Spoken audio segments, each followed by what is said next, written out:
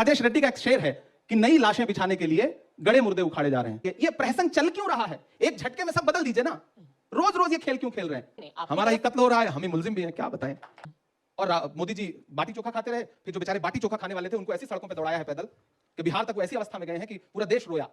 लेकिन राहुल गांधी की जो घोषणा थी, जो दूरदर्शिता थी, उस पर मीम बनते रहे और बाद में पूरे देश ने कहा कि राहुल गांधी सही थे। मालिक वो देखो।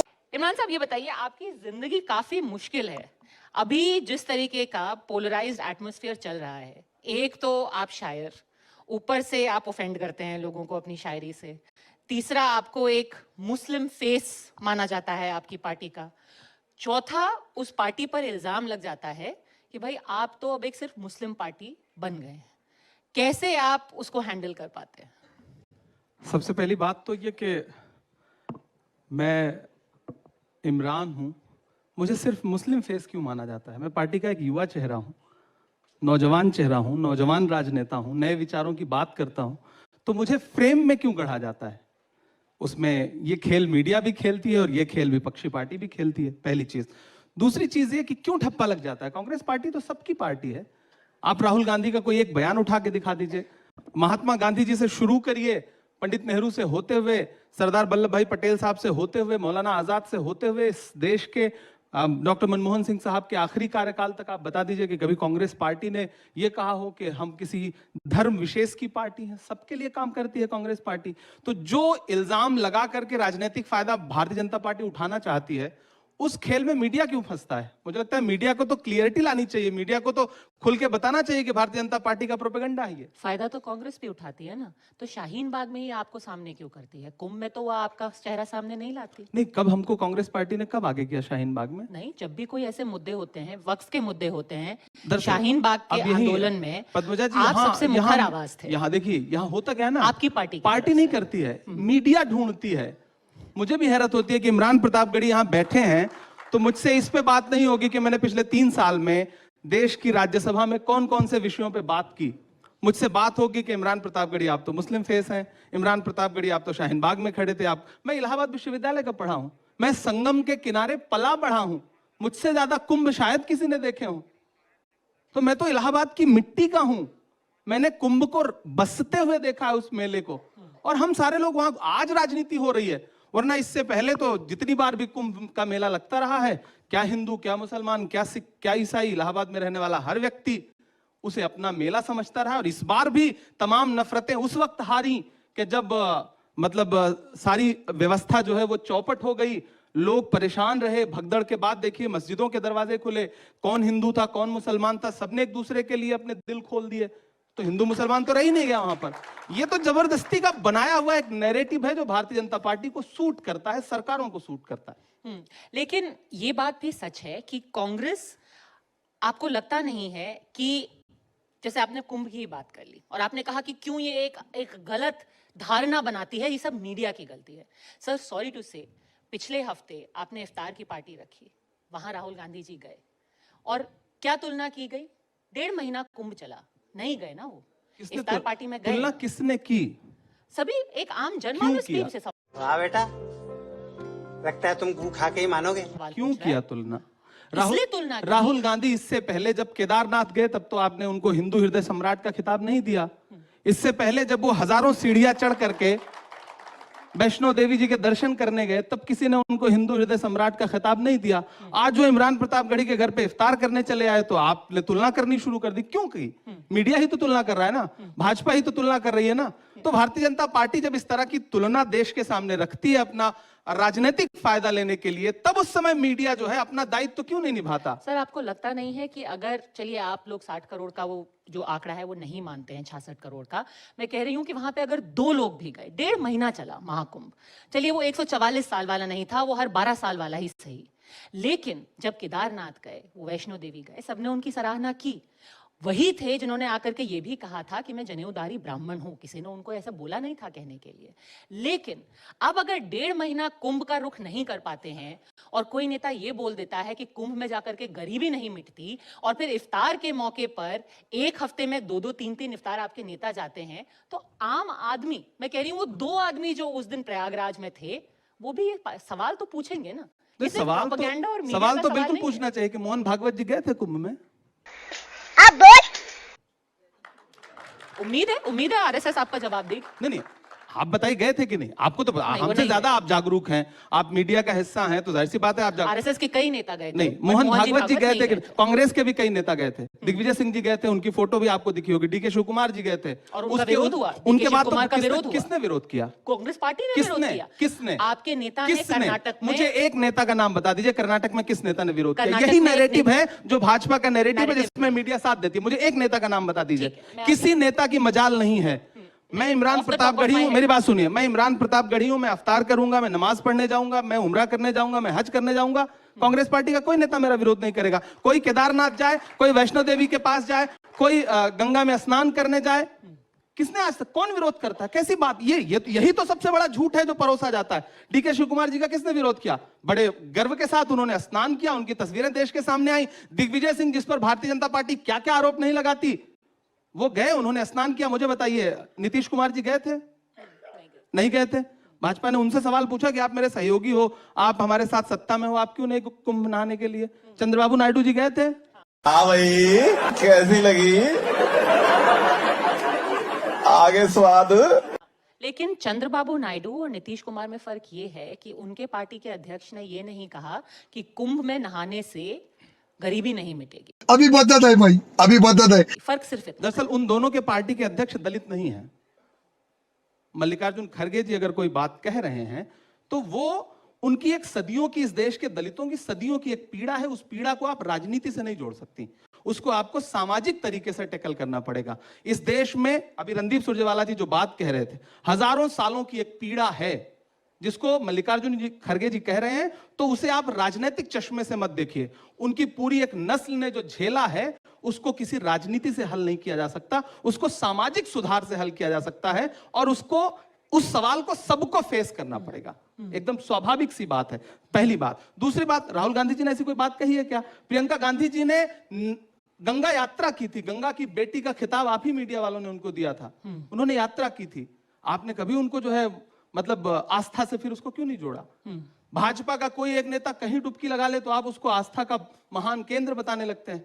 कांग्रेस का आदमी कितनी भी आस्था प्रकट कर ले, आपको लगता है कि नहीं ये तो ढोंग कर रहा है। राहुल गांधी जी मंदिर में जाकर के, महाकाल के दर्शन करने जाकर के, शिव से बड़ा भक्त, शिव का सबसे बड़ा भक्त, महाकाल के सबसे बड़े भक्त राहुल गांधी जी हैं। वो हमेशा शिव भगवान की बात करते हैं, तब तो आप उनको हिंदू हृदय सम्राट नहीं बताते हैं। ये जो मतलब, यही मैं कहता हूं ना, ये दोहरा व्यक्तित्व है मीडिया का, जो हमेशा कांग्रेस के साथ खेलती है मीडिया। मेरा ये आपके सामने विरोध में दर्ज करा।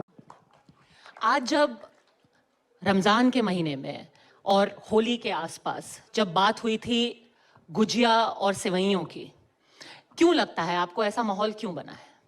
बनाया गया और है। इसको बनाया गया है। बदला कैसे जा सकता? बनाया गया है। विक्रांत भाई हैं आपके संवाददाता हैं, वो मेरे यहाँ सेवई खाते हैं, मुझे बुलाते नहीं, वरना मैं इनके यहाँ गुजिया भी खाने जाऊंगा। ये बुलाएं मुझे, मैं बिल्कुल खाऊंगा। ये तो बनाया गया है ना, ये तो सत्ता को फायदा दे रहा है, इसलिए सत्ता के इशारे पर उनके अपने लोग इस तरह की भाषा बोल रहे हैं। और अफसोस ये है कि अब अधिकारी भी वो भाषा बोलने लगे जो राजनेता बोलते थे, और उन पे कोई अंकुश नहीं लगाया जा रहा है। इस देश के संविधान को हर दिन कमजोर किया जा रहा है। नई पीढ़ी को इस तरह के बयान सुन के हो सकता है कि कहीं थोड़ा सा रोमांच आता हो, लेकिन वर्दी का कोई धर्म नहीं होता है। वर्दी का सिर्फ एक धर्म है, देश में एकता, अखंडता, उसकी एकजुटता, संविधान के प्रति संकल्प, सिर्फ एक धर्म है वर्दी का। अगर कोई अधिकारी उसका पालन नहीं कर रहा है तो उसके खिलाफ सरकार क्या कार्रवाई कर रही है, सरकार बताए। मुझे लगता है यह सवाल इमरान से नहीं पूछा जाना चाहिए, यह सवाल भारतीय जनता पार्टी के सत्ता में बैठे हुए नेताओं से पूछा जाना चाहिए। यह सवाल जगत प्रकाश नड्डा जी से पूछा जाना चाहिए। इससे पहले भी तो ईद आती थी, इससे पहले भी तो होली आती थी, इससे पहले भी तो अलविदा होता था, जुमे की नमाज होती थी। इससे पहले कोई अधिकारी इस तरह की भाषा क्यों नहीं बोलता था? और अगर आज बोल रहा है तो उसका जिम्मेदार कौन है? जिम्मेदारी क्या दोनों तरफ की नहीं होती है? क्योंकि कहते हैं कि ताली एक हाथ से नहीं बजती। अगर आप कह रहे हैं कि माहौल खराब हो रहा है, माहौल तो तब भी खराब होता है अगर कोई औरंगजेब का महिमा मंडन करने लगता है। और आप कह रहे कि ठीक है ये डिस्ट्रैक्शन है, मीडिया की गलती है। मीडिया तो किसी के मुंह में उंगली डाल करके नहीं कह रही है कि आप औरंगजेब को कहिए कि वो बहुत महान नेता थे, बहुत महान नायक थे, कौन बता या रहा है कोई महान? ये भी नहीं कह रहा कौन सर। बता रहा है मैं महान? जिम्मेदारी से ये कहना कौन चाहती बता हूँ। रहा है महान? मैं जानना चाहता हूँ उस व्यक्ति अबू का आजमी नाम। ने क्या बताया अबू उन्होंने? आजमी ने क्या बताया उन्होंने? उन्होंने कहा कि वो भी एक महान नायक, एक उनका एग्जैक्ट अगर वर्ड मैं याद करूं, उन्होंने कहा कि औरंगजेब भी उनकी अपनी जगह है देखिए, इतिहास हर में। व्यक्ति और वाक्पटु नहीं होता। औरंगजेब पद्मजा भी जी, एक महान आदमी था। हर व्यक्ति वाक्पटु नहीं होता। बहुत सारे नेता ऐसे हैं जो बोलना कुछ और चाहते हैं, भाषा में वाक्पटुता नहीं होती, कुछ और निकल जाता है, मीडिया उसको कुछ और बता के पेश करता है, भाजपा उसको कुछ और बता करके देश के सामने रख देती है। इस देश में नायक महात्मा गांधी हैं, पंडित जवाहरलाल नेहरू हैं, सरदार वल्लभ भाई पटेल हैं, मौलाना आजाद हैं। जिन जिन लोगों ने, डॉक्टर बाबा साहब अंबेडकर हैं, इस देश को जब मुझसे पूछा जाए तो मैं ये कहूंगा कि इस देश को जिन जिन लोगों ने लोकतंत्र दिलाने में, संविधान दिलाने में रत्ती भर भी मदद की है, वो सब इस देश के नायक हैं। पर और बाकी कोई नायक नहीं है। पर अबू आजमी अब अकेले भी जबरदस्ती नहीं। के नायक ढूंढ करके, खलनायक ढूंढ करके, राजेश रेड्डी का एक शेर है कि नई लाशें बिछाने के लिए गड़े मुर्दे उखाड़े जा रहे हैं। शाबाश बेटा, बहुत बढ़िया। ये गड़े मुर्दे उखाड़ना बंद करिए। कौन उखाड़ रहा है? आप सोचिए ना, इसके पीछे फायदा किसको है? 300 साल पुराना, 400 साल पुराना इतिहास बताइए। अभी कहिए कि 1857 में जब अंग्रेज जो है वो गोलियां मार रहे थे, उन पे बात कर लीजिए तो बात नहीं करेंगे। जलियांवाला बाग पे बात कर लीजिए तो उस पे बात नहीं करेंगे। यहां जाकर के कोई एक बोर्ड लगा होगा तो उस पे कालिक पोत देंगे। लेकिन इसी दिल्ली में बहुत सारे अंग्रेजों से जुड़े हुए स्मारक हैं, उनकी यादें हैं, उस पे एक शब्द नहीं बोलेंगे। तो ये जो राजनीति है, इसको समझिए और मतलब ऊपर वाले के लिए इस राजनीति से देश को आजाद कराइए, वरना ये राजनीति देश को बहुत खराब दिशा में ले जा रही है, अराजक बना रही है, लोगों को बहुत नुकसान हो रहा है। ये मैं पूरे देश से कहना चाहता हूं। 400-500 सालों का इतिहास सुन करके, गड़े मुर्दे उखाड़ करके, उस पर संवाद करके, उस पर बात करके क्या हासिल हो जाएगा? और बहुत महत्वपूर्ण बात, आप बहुत पढ़ी लिखी हैं, मैं भी थोड़ा बहुत पढ़ा लिखा हूं। हम इतिहास को कैसे समझें? किताबों से समझें या व्हाट्सएप यूनिवर्सिटी पे जो भाजपा का आईटी सेल भेज रहा है उसको सत्य माने? मैं यहां बैठ के टीवी 9 पे पूछना चाहता हूं। नहीं, हमें सिर्फ तथ्यों पे जाना चाहिए। तथ्यों पे जाना चाहिए। सिर्फ तथ्यों पे। तथ्य पढ़िए, हमसे कुछ पूछने के बजाय कि कौन नायक था, कौन खलनायक था। आप खुद इतिहास में ढूंढिए ना कि किसकी क्या स्थिति थी, किसके बारे में क्या लिखा है। इस पे नेताओं से आप बुलवाओगे, भारतीय जनता पार्टी फिर उस पर काउंटर करेगी। वो जैसे मुर्गा लड़ाने वाला खेल चल रहा है, फायदा कोई और उठा रहा है। मैं इस पूरे खेल के खिलाफ हूं। दरअसल मैं चूंकि शायर भी हूं, नेता बाद में हूं, तो मैं इस पूरे खेल को मैं अभी सवाल जब पूछ रहे थे विक्रांत जी रणदीप सुरजेवाला जी से, तो मैं उस समय सदन में मौजूद था जब ये सब हो रहा था। जब वो बोल रहे थे रामजीलाल सुमन जी, तो सत्ता पक्ष के सारे लोग चुपचाप बैठे थे। फिर थोड़ी देर बाद उनको याद आया कि इस पे तो फायदा उठाया जा सकता है राजनीति। फिर राजनीति शुरू हुई। नहीं, किसको याद तो आया? राजनीति रामजीलाल सुमन को नहीं याद आया कि राजनीतिक फायदा दोनों को उठाया नहीं जा याद सकता आया, है? दोनों को नहीं याद आया। ना रामजीलाल सुमन जी को उस समय याद था, ना भाजपा को याद था। मैं तो बैठा था ना, हम तो तटस्थ थे, हम तो तीसरी तरफ थे। तो गलती इसमें किसकी है? अब जिसकी आप गलती निकाल दें। नहीं, आप तो मौजूद नहीं, थे, हम आप कह रहे हैं, नहीं, बताइए। मैंने कहा ना, आप जिसकी गलती चाहे उसकी गलती निकाल दें। नहीं, जो लेकिन राणा सांगा को गद्दार बोले। अल्टीमेट मेरी बात सुनिए। मैंने कहा ना, मैंने मीडियल हिस्ट्री पढ़ी है, मैंने एंशिएंट हिस्ट्री पढ़ी है, मैंने मॉडर्न हिस्ट्री पढ़ी है, मैं पढ़ा लिखा व्यक्ति हूं। मैं तो कह रहा हूं ना, मैं तो देश से पूछना चाहता हूं कि मैं इतिहास की किताबों से पढ़ूं, इतिहास की किताबों में जो लिखा है उससे, उस पे बात करूं, या जो व्हाट्सएप यूनिवर्सिटी पे और फेसबुक पे रोज पढ़ाया जा रहा है उस पे बात करूं। नहीं, बिल्कुल इतिहास की किताबों पे बात फिर करें, इसीलिए क्यों? मीडिया में मौजूद हर व्यक्ति पढ़ा लिखा है, भारतीय जनता पार्टी का भी हर नेता पढ़ा लिखा है, ज्यादातर तो पढ़े ही लिखे हैं, तो वो क्यों नहीं उन किताबों को उठा के पढ़ते? और फिर रणदीप जी ने बहुत अच्छी बात की, मैं बार बार उनको कोट कर रहा हूं कि आप सवाल ना करो किसी अच्छे विषय पे, इसलिए उठा के लाएंगे। आप पूछोगे कि भैया इसी देश में 100 रुपए किलो टमाटर कैसे बिक रहा है, तो बोलेंगे औरंगजेब क्रूर था या अन्यायी था। मानते हो कि नहीं मानते हो? अरे बिल्कुल मानते हैं भाई, पूरा देश मानता है। तो इसमें सवाल कहां से बनता है? हर राजा जो सत्ता के विस्तार के लिए लड़ रहा था, उस सब अपने समय में उसने क्रूरता दिखाई, कोई भी राजा रहा। तो हम उन राजाओं पे बात करने के बजाय जो आज के राजा हैं, जो औरंगजेब से भी मतलब ज्यादा सत्ता विस्तार के लिए लालायित हैं और परेशान हैं और उससे भी बुरा बर्ताव कर रहे हैं जनता के साथ, उन पे बात करें कि हम उस पे जाकर के 500 साल पुरानी बातों पे बात करें? सर देखिए, मीडिया हर बार जो है एक पंचिंग बैग बन जाता है, नहीं, पर बिल्कुल, मुर्गा लड़ाई आप हमेशा नेताओं को ही पंचिंग बैग बनाना चाहते हो, तो बना लो, मैं बनने के लिए तैयार हूं। मुर्गा लड़ाई, सच बात तो ये है सर, शुरू तो नेता करते हैं, अब सारी वो गलती हल्के से नेताओं अपना की एक है। हिंट डाल देते हैं। मतलब अबू आजमी जी से भी हमने तो नहीं जब मैं बुलवाया, मंचों पे था कभी इम्तियाज सम्मेलनों में, जलील को पत्रकार हमने जी, तो नहीं भेजा। जब मैं मंचों पे था तो मैं भी नेताओं पे बहुत कविताएं सुनाता था और बेचारा नेता सामने बैठ करके ताली बजाता था। अब खुद नेता हूं तो मैं सुनने के लिए तैयार हूं, आप सुनाएं, मुझे कोई दिक्कत नहीं। मैं मानता हूं कि सारी गलती नेताओं की ही है, नहीं, लेकिन नेताओं में भी आकर के रोकने की का दायित्व तो किसका है? सत्ता आपको क्यों मिलती है?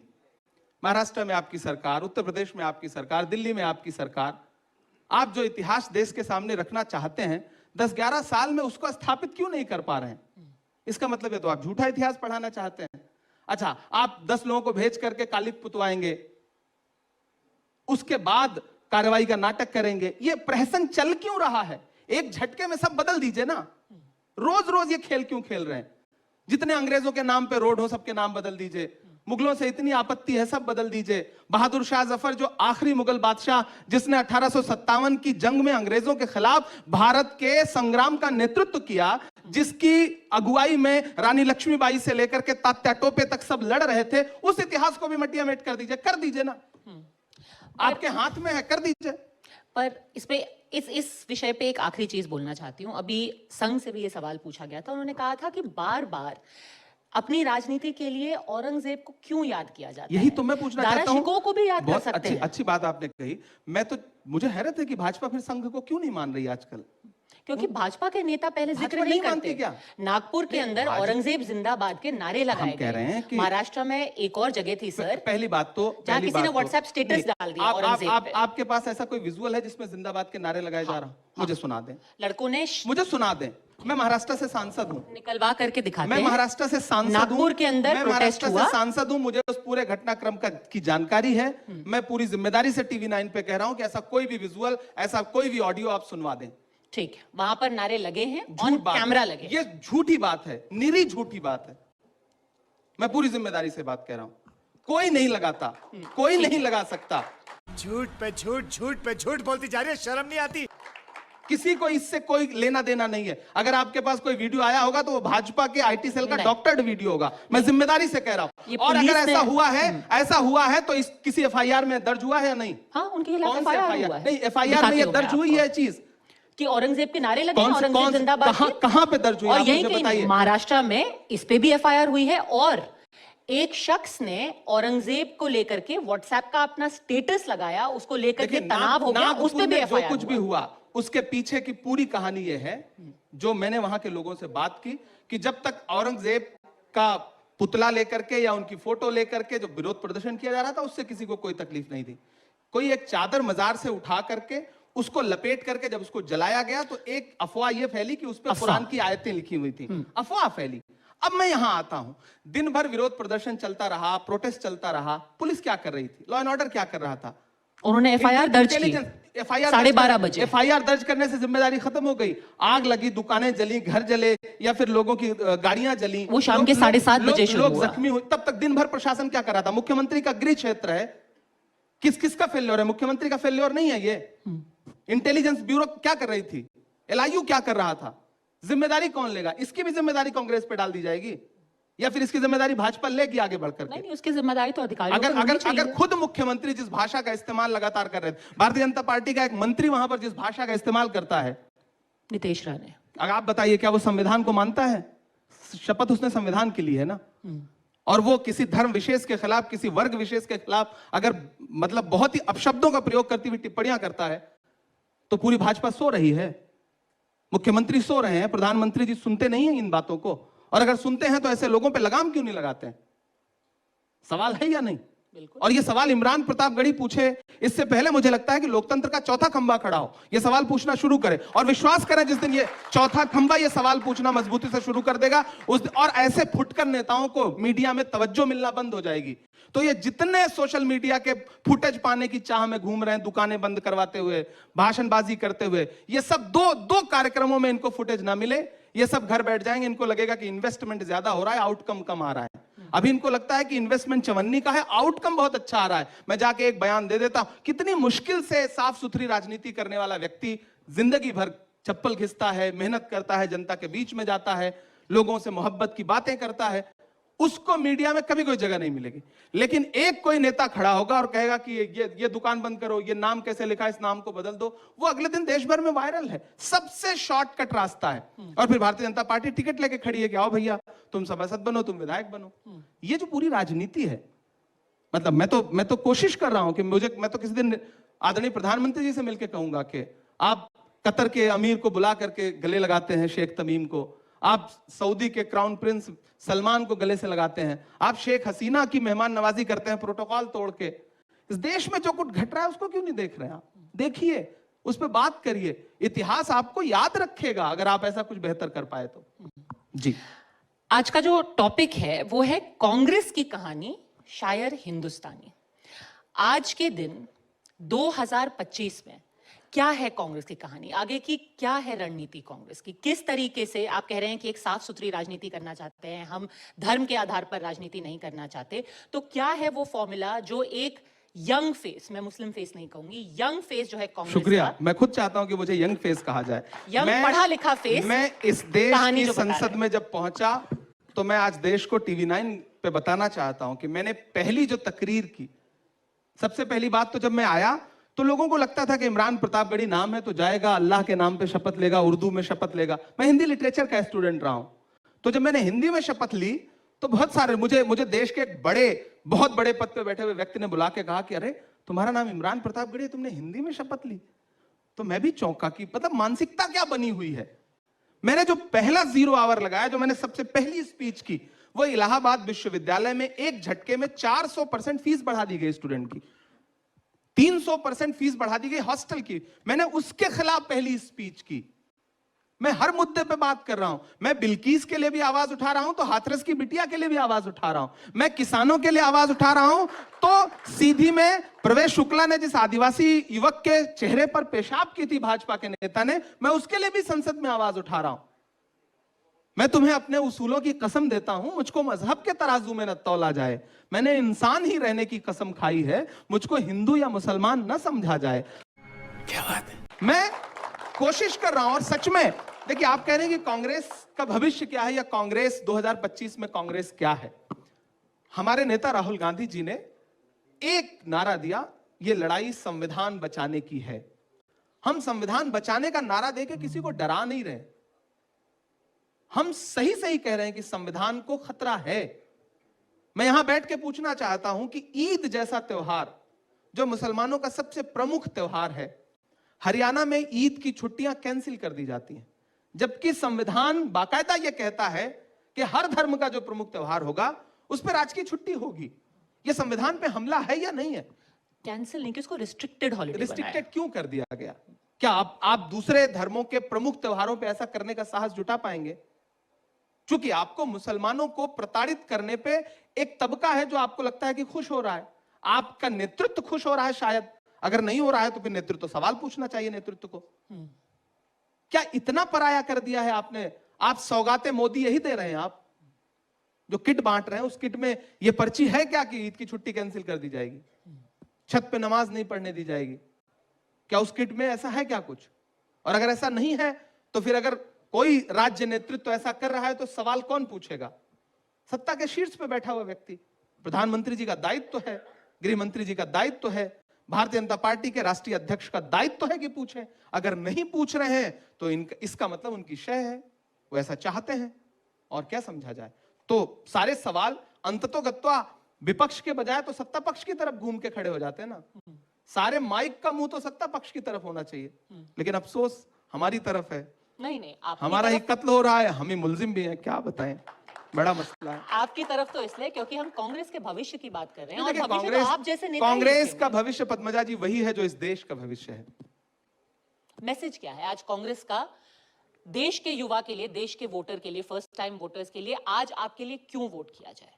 आप किस तरीके का नैरेटिव सेट कर? आप कह रहे हैं पूरा नैरेटिव आपके खिलाफ है, आप क्या नैरेटिव सेट? हम दूरदर्शिता की बात कर रहे हैं, हम संविधान और लोकतंत्र के सच्चे मूल्यों को बचाने की बात कर रहे हैं। सुनने में थोड़ा कान से बाहर जाने वाली बात है, लेकिन एहसास होगा जब नौकरियां नहीं रह जाएंगी और आप अपने आप को बेरोजगार भी नहीं कह पाओगे, आपको आकांक्षी युवा कहा जाएगा। मतलब एक तो जख्म दिया जाएगा, फिर उस पे मरहम नहीं नमक रगड़ा जाएगा। आपको आकांक्षी युवा कहने पे मजबूर किया जाएगा। आप बेरोजगार कहोगे तो आपको कहा जाएगा कि पकौड़ा तलो, नहीं तलोगे तो सजा दी जाएगी। तो हम उसे यह एहसास दिलाना चाहते हैं। अभी आया ना कोविशील्ड ने बाकायदा यह माना कि उनकी वैक्सीन से ब्लड में क्लॉटिंग हो सकती है आधिकारिक तौर पे। मैंने सबसे पहले जब हार्ट अटैक से मौतें होनी शुरू हुई तो मैंने सबसे पहले स्पेशल मेंशन लगा करके यह सवाल उठाया था, जब देश में इस पे कोई बात नहीं कर रहा था। लेकिन मुझसे उस पे सवाल नहीं पूछा जाएगा। मैं चूंकि मेरा नाम इमरान है, मैं मुसलमान हूं, मैं कांग्रेस में हूं, तो मुझे टाइप्ड कर दिया जाएगा, मुझे फ्रेम में गढ़ दिया जाएगा कि नहीं नहीं आप तो इस पे बात करो। यही हम बताना चाहते हैं कि सत्ता आपको धर्म में उलझा करके आपकी रोजी रोटी, आपकी पढ़ाई, आपकी शिक्षा, आपकी दवाई सब आपसे छीन लेना चाहती है। कफन तक पर आपसे टैक्स लिया जा रहा है, पेंसिल पर, किताब पर आपसे टैक्स लिया जा रहा है। अपने मुद्दों पे मुखर होइए, खड़े होइए, सवाल पूछिए।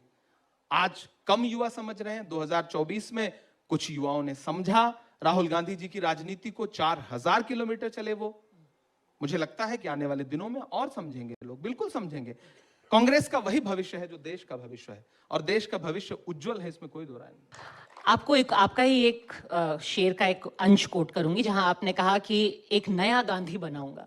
पर हाँ। क्या इतना आसान है नया गांधी बना देना? नया गांधी बनाना, देखिए मैंने अभी एक इंटरव्यू में इस पे बहुत अच्छी बात कही थी।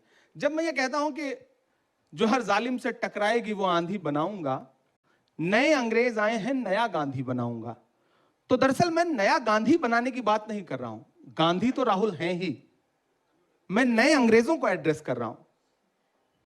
मैं उनसे बता रहा हूं कि आप नए अंग्रेजों की तरह व्यवहार कर रहे हैं। गांधी तो है ही देश के पास, और गांधी ही आखिरी विकल्प है इस देश के लिए। मैं फिर देश से कह रहा हूं, आखिरी विकल्प गांधी का ही रास्ता है। चाहे जो चले, चाहे उस रास्ते पे राहुल गांधी जी चले या कोई और चले, लेकिन आखिरी विकल्प देश के लिए गांधी का ही रास्ता है।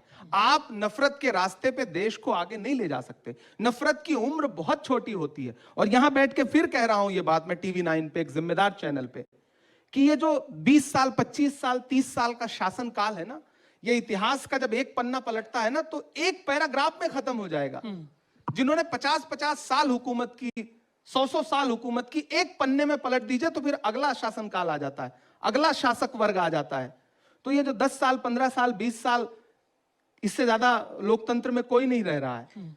पर ये तो इनको ये समझना पड़ेगा कि देश यहीं रह जाएगा, सत्ता आती जाती रहती है, लेकिन ऐसा मत करके जाइए कि आने वाली पीढ़ियां जब, जैसे आज इतिहास को पलट रही हैं, तो क्रूर शासकों के बारे में जो आक्षेप लग रहे हैं, ऐसे ही आक्षेप आने वाले 50 साल बाद आपके ऊपर लगे। ऐसा मत करिए। पर आप जब नए गांधी की बात कर रहे हैं, और आपने कहा कि राहुल जी भी गांधी हैं ही, महात्मा गांधी तो एक विचार है, वो सिर्फ एक शख्सियत नहीं है, और उनको तो हर कोई मानता है। आज सुबह सुनील आंबेडकर जी थे यहाँ पर संघ से, और उन्होंने कहा हाँ हम भी मानते हैं कि गांधी जी महात्मा है।